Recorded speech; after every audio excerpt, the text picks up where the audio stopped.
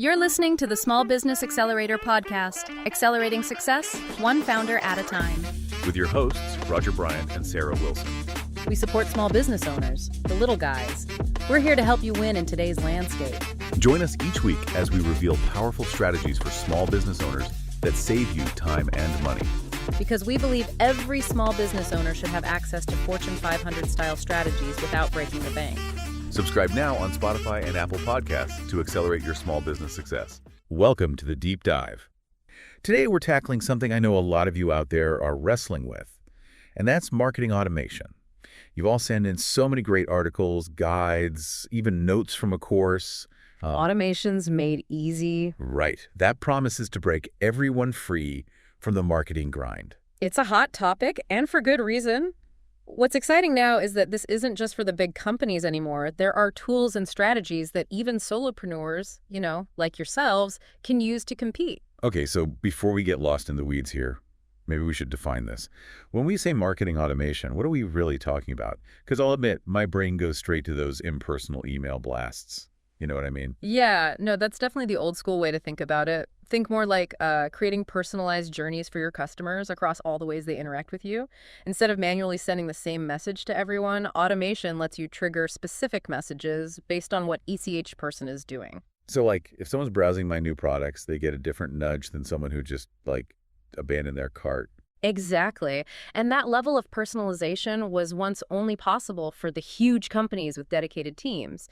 Now, platforms like HubSpot, Omnichannel, Ordo are making it possible even for, small businesses.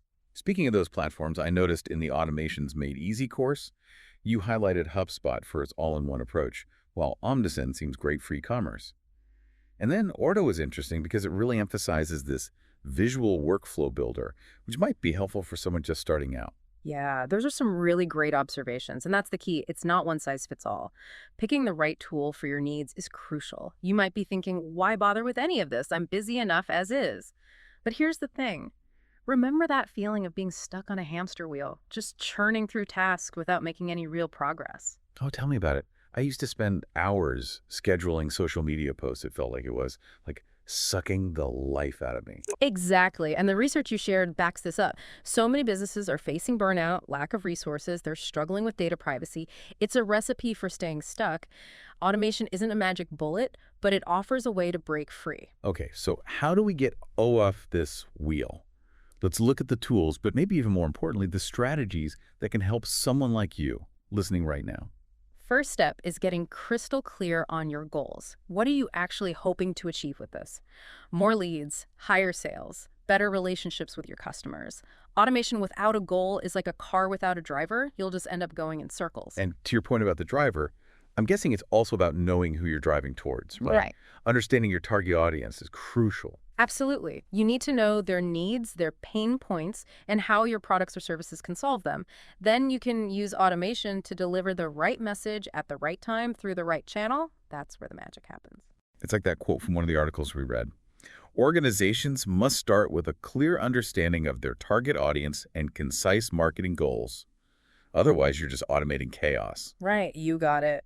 And that's where efficiency comes in. By automating those repetitive tasks, you free up time for strategic thinking, the creative problem solving, the things that actually move the needle. So we're not just talking about saving time, we're talking about working smarter.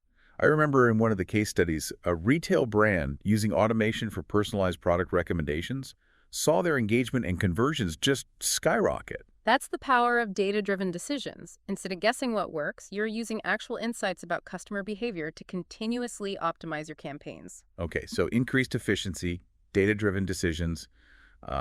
Anything else I should add to my automation wish list? Scalability. As your business grows, automation allows you to keep up without drowning in busy work. It's about building systems that can handle growth, not just, barely surviving the day-to-day. Okay, so far, automation sounds pretty utopian, but you mentioned earlier it's not a magic bullet. What are some of the potential downsides we should be aware of? Well, one thing to remember is technology is only as good as the person using it. Choosing the wrong tools for your needs or trying to automate without a clear strategy can actually make things worse. So it's not a set it and forget it solution. The Automations Made Easy course really stressed that point too, didn't it? Even with the right tools, you need to be constantly tweaking and optimizing based on your results. Exactly. And it's important to acknowledge that there can be a learning curve. Some platforms can be quite complex, and it takes time to master the intricacies of automation. Which is why it's so helpful that the course offers step-by-step guidance, even for beginners. Absolutely. And that brings us to another crucial point, the human element.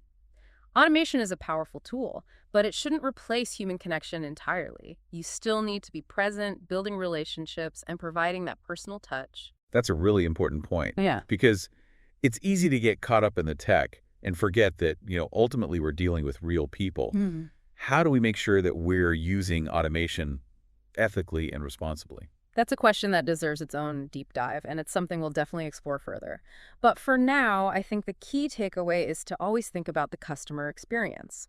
Are you using automation to make their lives easier, to provide value, to enhance their interaction with your brand, or are you just using it to spam them with irrelevant messages? Right. It's all about finding that balance between efficiency and empathy. And speaking of finding balance, we need to take a quick break. But when we come back, we'll dive deeper into the specific ways automation can be applied across different areas of your business. We'll also explore some fascinating case studies that showcase the real-world impact of automation. Stay tuned. Welcome back to the Deep Dive. We've talked a lot about the potential of automation, but I'm eager to see it in action. You mentioned some compelling case studies earlier, so let's dive into those. Absolutely. One that really highlights the power of personalized communication is RAI Amsterdam. It's a major event organizer. They used automation to tailor their messaging to both attendees and exhibitors, and the results were impressive. A 10% increase in visitors. 10% is great, but how do we know that was solely because of automation? Could other factors have been at play? Yeah, that's a great question. And it's always important to consider the bigger picture. In this case, RAI Amsterdam carefully tracked their results and attributed the increase specifically to their automation efforts. They were able to isolate the impact of their personalized emails, their targeted ads, and their automated follow-ups. So it's not just about implementing automation, it's about measuring the results and making sure it's actually, moving the needle. Precisely. And it's not just about those attendance numbers. Think about the experience for attendees, right? They're receiving relevant information, connecting with the right people, getting the most out of the event. Okay, so that's one example. What other success stories stood out to you? Another one that really showcases the impact on lead nurturing comes from Springer Nature. They're a leading academic publisher. They used automation to streamline their whole process for engaging potential customers, which led to a remarkable 50% increase in conversions. Wow, 50%. That's huge. What exactly were they doing differently? They created these automated email sequences that delivered valuable content to leads based on their specific interests and their stage in the buyer's journey. This allowed them to nurture those relationships and guide prospects towards a purchase decision, without having to manually manage every interaction. It's like having a virtual sales team working for you around the clock. That's a great way to put it. And the best part is this can be applied to any industry. The key takeaway here is that automation allows you to scale your efforts and reach more people with personalized messages that actually resonate. I'm starting to see the bigger picture here. These case studies show that it's not just about escaping the hamster wheel. It's about launching your business to new heights. Exactly. And speaking of launching, let's shift gears a bit and talk about the future of marketing automation. There are some really exciting trends on the horizon that are going to completely transform the way we connect with customers. The automation's made easy. Of course, touched on this, urging everyone to stay ahead of the curve. So what are some of the trends we should be paying attention to? Well, one of the most significant is the rise of AI and machine learning. These technologies are already being integrated into marketing automation platforms, and they're going to completely revolutionize the way we personalize experiences and optimize campaigns. You mentioned this a bit earlier, and I have to admit, it's a bit mind-blowing. How can AI actually help a solopreneur like myself who's, already stretched thin? Imagine having a virtual assistant that analyzes massive amounts of data about your customers, identifies patterns that you might miss, and then suggests personalized messages and offers that are most likely to resonate. So instead of me trying to figure out what each individual customer wants, AI can sort of do the heavy lifting for me. Exactly. AI can take care of all that tedious data analysis, freeing you up to focus on the creative strategy and the big picture thinking. But wouldn't that risk, feeling impersonal or even creepy to customers? How do we find that balance between personalization and privacy? That's a valid concern, and it's crucial to use AI ethically and transparently. The key is to provide value and respect customer preferences. For instance, you can offer options to opt out of certain types of personalization, or be upfront about how you're using their data. So it's about empowering customers to choose how they interact with us, rather than feeling like they're being manipulated by some unseen algorithm. Precisely. And remember, AI is a tool. It's up to us to use it responsibly in a way that benefits both our business and our customers. Okay, so AI is one major trend. What else is on the horizon? Another one that's gaining a lot of momentum is this move towards omnichannel marketing. This basically means creating a seamless experience for customers across all channels. So think email, social media, in-store interactions, even their smart devices. Okay, I've heard the term omnichannel before, but honestly, it sounds a bit overwhelming. What does that actually look like, in practice? Okay, imagine this. A customer sees an ad for your latest product on social media. They click through, browse your website, but they don't buy anything. Later that day, they get a personalized email with a special offer for that same product. Then, a few days later, when they're near your store, they get a text message with a reminder about the offer and maybe a discount code. That's omnichannel marketing in action. Okay, that makes a lot more sense. But isn't that a logistical nightmare to manage, especially for a small business? It can be complex, but that's where automation comes in. The right platforms can help you orchestrate these personalized experiences across all those touch points, without you having to manually manage every single interaction. So automation is kind of the key to unlocking the power of omnichannel marketing. Absolutely. It allows you to deliver the right message at the right time on the right platform, creating a truly seamless and personalized experience for your customers. Okay, I'm starting to see how all of this ties together, but there was one more trend you mentioned that I wanted to unpack, and that was preparing for a cookieless future. What does that mean, and how does it relate to marketing automation? As you know, third-party cookies, those little bits of code that track users across the web, are being phased out. Privacy concerns, right? This means businesses need to find new ways to understand their customers and personalize their experiences. And that's where first-party data comes in, right? Yeah, Collecting information directly from our own customers. exactly. This includes data from website forms, surveys, loyalty programs, purchase history, any other interactions customers have directly with your brand. And guess what? Marketing automation is going to be essential for managing and leveraging all that valuable first-party data. So it's not just about automating tasks anymore, it's about automating intelligence. That's a great way to put it. Marketing automation is evolving from a set of tools to a strategic imperative for businesses that want to thrive in a world without cookies. It's like we've gone from escaping the hamster wheel to building a rocket ship powered by data and AI. Exactly. And with the right knowledge and approach, you can be at the helm, steering your business towards a brighter future. This has been an incredible journey so far. We've explored the power of real-world examples, the potential of AI and omnichannel marketing, and even navigated the uncharted territory of a cookieless future. But before we wrap up this deepest stuff, we need to bring it all home for you, the listener. That's right. In the final part, we'll distill all this information into actionable advice, helping you take those first steps toward marketing automation success. Stay tuned. Welcome back to the Deep Dive. We've explored the power of marketing automation, the challenges, the exciting possibilities it holds for the future. And now it's time to answer the big question. What does this all mean for you listening right now?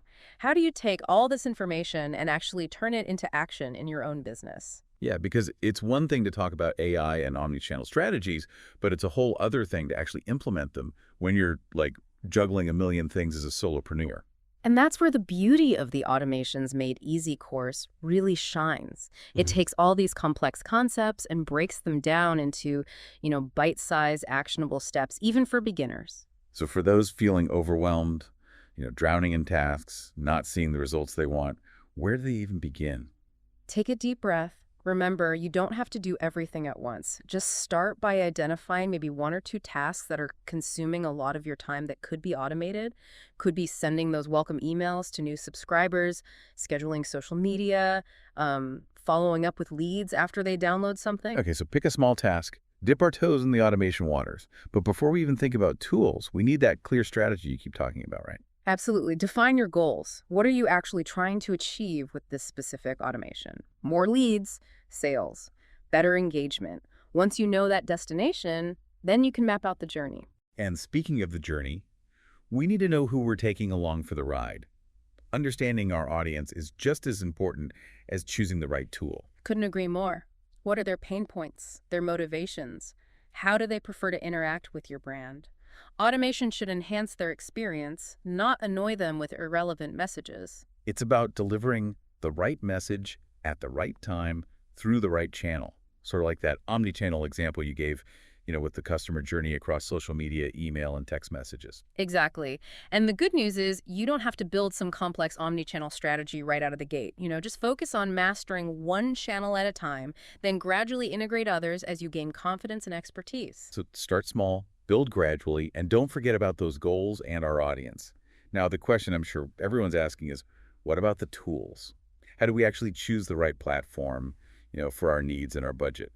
The Automations Made Easy course is a really great resource for this. It breaks down all those different platforms, highlighting the strengths and weaknesses.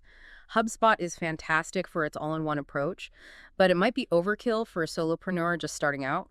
Omnisend is perfect for e-commerce businesses, while Ordo's visual workflow builder is really great for those visual learners. It's easy to get caught up in all the bells and whistles, but ultimately it comes down to finding the tool that aligns with your specific goals, budget, and, technical comfort level. And don't be afraid to take advantage of free trials and demos. Test drive different platforms before you actually commit. The best way to learn is by doing right. This has been such an insightful deep dive. I hope our listeners are feeling empowered to take those first steps toward marketing automation. Any final words of wisdom before we wrap things up? Just remember that marketing automation is a journey, not a destination. There'll be bumps in the road, things you'll have to adjust and optimize as you go. But with the right mindset, a willingness to learn, and a focus on delivering value to your customers, you can absolutely break free from that marketing grind and unlock a whole new level of success. It's not about replacing the human connection, but rather using technology to enhance it and create more meaningful interactions. We encourage you to explore the resources you shared with us, experiment, and most importantly, never stop learning. Thanks for joining us on the Deep Dive. Yeah. We're here to support you every step of the way as you navigate this ever-evolving world of marketing automation. Thanks for tuning in to the Small Business Accelerator podcast. We really hope today's strategies help you grow your business without breaking the bank. Don't forget to check the show notes for links to resources we've handpicked for small business success. If you found value in today's episode, it would make our day if you subscribed to the podcast and left us a review. You can find us on Spotify, Apple Podcasts, or wherever you get your podcasts. And stay tuned for our next episode. Next time, we'll reveal yet another game-changing strategy that's revolutionizing how small businesses on a shoestring budget take on giant corporations and accelerate their success. Until then, keep accelerating your success. This is Sarah Wilson. And Roger Bryant, signing off.